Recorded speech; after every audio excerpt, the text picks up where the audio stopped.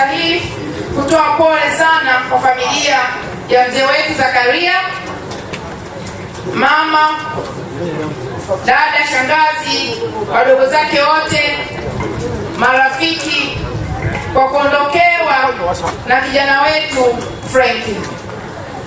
Natambua ni nyakati ngumu tunapitia, lakini Mwenyezi Mungu ndio mfariji wetu. Franky, kama vile wengine wametangulia kusema hapa, si kwa Wanatarime, si kwa Nyamongo, si kwa Mwanza, bali kila sehemu alipopita alionyesha upendo.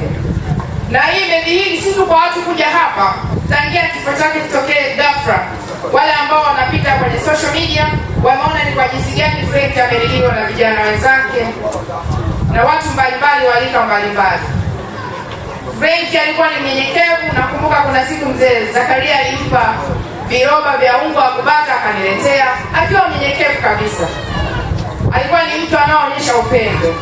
Ametangulia, lakini kuna funzo ameacha kwetu la kupendana, la kushirikiana na kuheshimiana. Lakini zaidi amedhihiri vile tunavyosema kifo ni fumbo.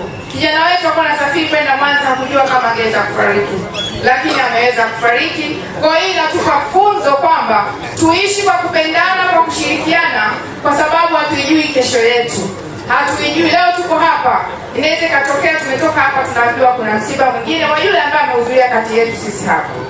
Kwa tuishi kwa kuyaishi matendo ya Mwenyezi Mungu, tujifunze kusamehe, lakini pia tujifunze kuomba msamaha pale ambapo tumekosea, ili tuweze kujiandaa nyakati zozote pale ambapo Mwenyezi Mungu atakuwa ametuita. Lakini pia kwa mzee wetu Peter Zakaria, ni baba chief ambaye amejitanabaisha kabisa kwa kushirikiana na wananchi, si tu wa Tarime kwa mara, lakini hata taifani. Ni mara kadhaa hata kwenye chama chetu tumemshuhudia akiweza kutoa misaada mbalimbali bila kukoma.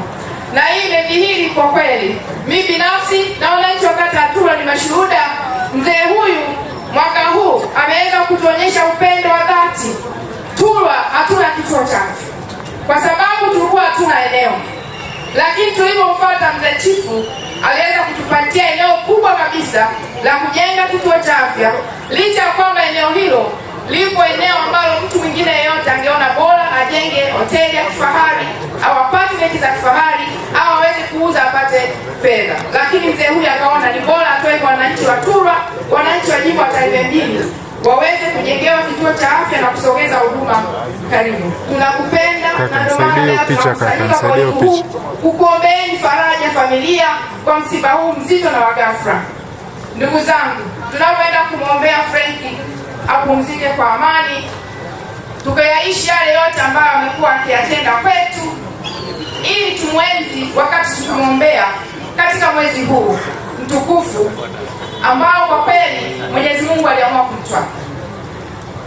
Wamesema mengi hapa na hata tuseme mpaka kesho hayataisha.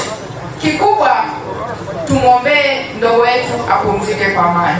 Mama yake Franky, mke wake, watoto, marafiki wa karibu wote, familia nzima, baba, Mwenyezi Mungu aendelee kuwapa faraja kubwa nyakati ngumu ambazo mnapitia. Bwana ni mwema na wakati wote. Nimalizie kwa kuwashukuru sana wananchi wa Tarime kwa jinsi ambavyo mnaonyesha mashirikiano kwenye misiba yote ambayo unakuta tunahudhuria, mnajitoa vizuri. Mwenyezi Mungu awabariki sana. Lakini pia niwashukuru Watanzania wote ambao mmesafiri kuja kutufariji. Mwenyezi Mungu awabariki sana. Mkuu wetu wa wilaya umekuwa ukijitoa sana, misiba ni mingi, tuombeane. Mimi ofisi yangu ya mbunge kwa siku inapokea zaidi ya misiba 5 mpaka 8 ndani ya mji wa Tarime. Tuombee ili pepo la misiba lituepuke. Tuliombee na tulikemee.